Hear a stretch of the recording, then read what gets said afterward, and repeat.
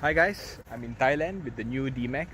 Let me give you a tour. This is a facelifted model. It's not all new, but the engine is new. I'm going to give you a brief update about what's new. I'm not going to go into too much detail. Let's start with the not so technical stuff. This grille is new. It looks more Fang-like. You get little touches like this thing here. That's what the headlights look like. It's got the chrome grille going into it. These LED projectors. Round back lights are a little bit different. Reverse camera is present. So on the lower spec variants, what you get is this. Yeah, it's heavy, unsophisticated, just metal hinge. You have to really put your back into it to open and close. But on the higher spec model, you get a more sophisticated system. Opens up nice and soft thanks to this gas strut. And then they've got a torsion beam like in the Ranger. So one finger, and also this will be made available in Malaysia as well with kind of a tray that you can pull out. So the idea is whatever heavy thing you want to load, instead of you physically pushing it in, sliding it and scratching up your plastic board here, to load whatever it is you want to load here, take the handle and you shove it in like that, and then you can just lock it in place here. Lock it in place like that. Easy to use, nice and effective. Let's step inside. So not much has changed inside, but I can just highlight to you what is different. Sorry about the mess. There's a USB slot in the back, 2.1 amps. That's pretty fast. You get like a kind of water repellent fabric and synthetic leather with contrast stitching. There's this new black trim. It's pretty basic, just black paint over plastic. I don't know if this was on the previous D-Max, but it's got keyless entry and go. So once you go inside, a push to start button down here.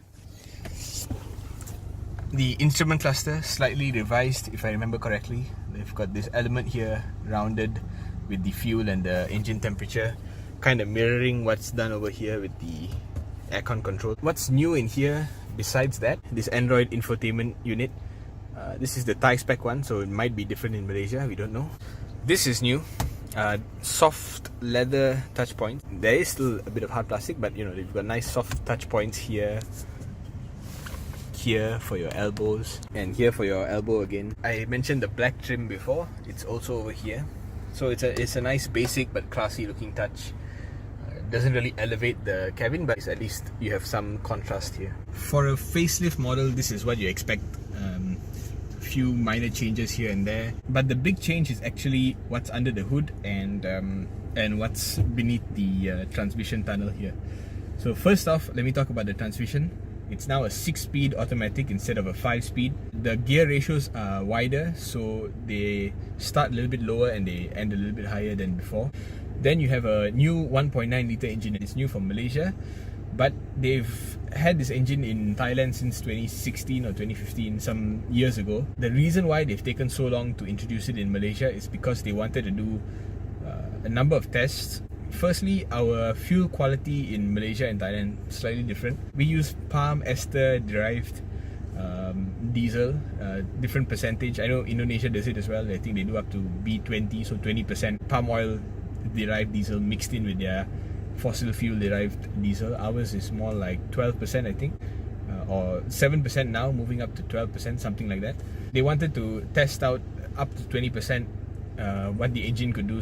What they did do to prevent possible problems is they've added an extra filter. It's a pre-fuel filter. This car now comes with that, and when it comes in Malaysia and I think Indonesia, it'll have this pre-fuel filter. They didn't disclose how often you need to change it, but it is in your regular maintenance schedule. They also wanted to test in Malaysia because we have more elevation, especially in East Malaysia. We tested it in Cameron Highlands, in Kundasang, Genting Highlands and Tambunan. Now Isuzu say the car is ready for Malaysia and they're going to launch it, I think this month or next month. So what is new with this engine? Why should you as a D-Max owner from a maybe 2.5 litre D-Max before be excited about a 1.9 litre?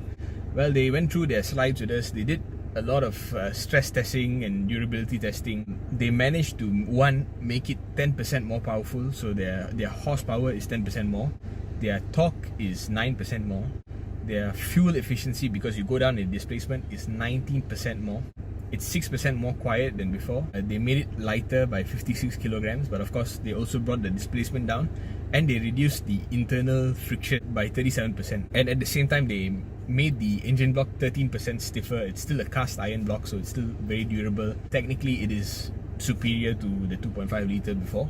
The second reason is your road tax goes down by more than half, I think. If you're in Peninsular Malaysia, if you are on the 2.5 litre, you would have been paying 840, I think, and then now you're paying with this engine something like 400 ringgit, which is more than half.